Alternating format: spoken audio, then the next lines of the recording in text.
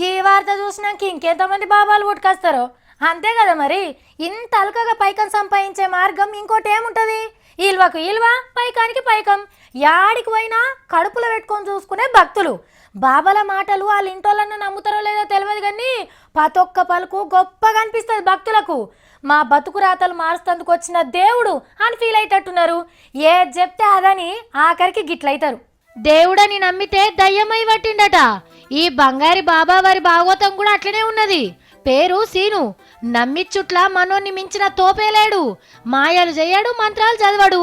మత్తుమందు తీర్థం దాపి మొత్తం దోసుకుపోతాడు. మొదలు తిరుపతి, శ్రీశైలం, కాళహస్తి యాత్రలకు పోయే భక్తులతోని పరిచయం పెంచుకుంటాడు. అవసరమైతే ఖర్చులకు పైకం కూడా ఇస్తాడు. దగ్గరుండి దేవుళ్ళ దర్శనం చేపిస్తాడు. అబ్బా, ఈ బాబావారిని ఆ దేవుడే పంపిండేమో అనే లెవెల్లో నమ్మకం కలిగిస్తాడు.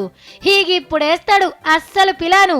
మీ ఇంటికి దోషం ఉంది, పూజలు చేయకుంటే అపాయం అవుతుంది అని నమ్మిస్తాడు. బాబా చెప్పింది నిజమే కావచ్చు అని ఇంటికి పిలుస్తారు.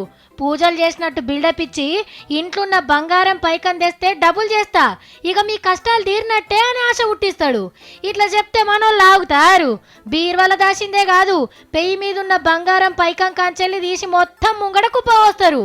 పూజ నడిమిట్లా సంచిలకెళ్ళి తీసి శంకుతోని తీర్థమని పోస్తాడు మనిషికింత.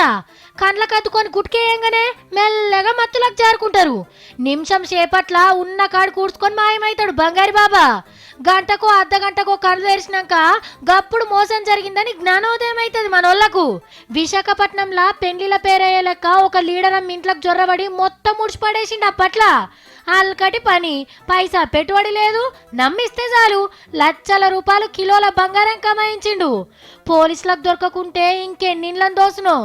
అయినా ఈ బాబాలను కాదు, ముందుగల్లా నమ్మేటోళ్ళని అనాలి.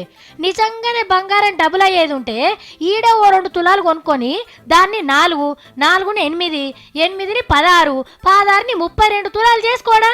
గుడ్డిగా మనం నమ్ముతున్నాం కాబట్టే నున్నగా గుండ్లు కొట్టి పోతున్నారు. తులం బంగారం 10 తులాలు చేస్తాం, మీ ఇంటికి లచ్చిందేవిని తోలుకొస్తామని ఎవడన్నా మీ ఇంటికి వస్తే అని ముందుగల తన్ని ధర్ముండ్రి.